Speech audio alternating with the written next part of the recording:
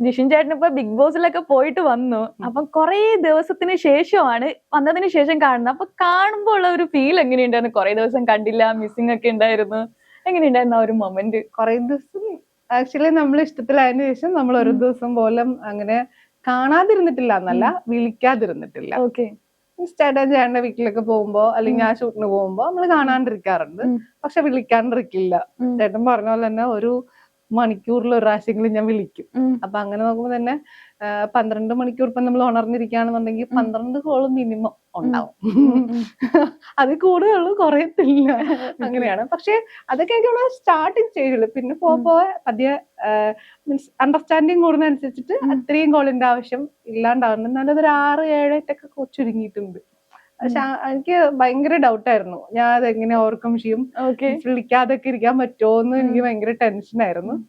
പക്ഷെ എനിക്ക് ഒക്കെ ആയിരുന്നു. കാരണം നമ്മള് ലൈവിൽ ഇങ്ങനെ ആളെ കണ്ടോണ്ടിരിക്കും. മിസ് ചെയ്താൽ ഞാൻ ഓടി പോയി ടി വി വെക്കും, ലൈവ് വെക്കും.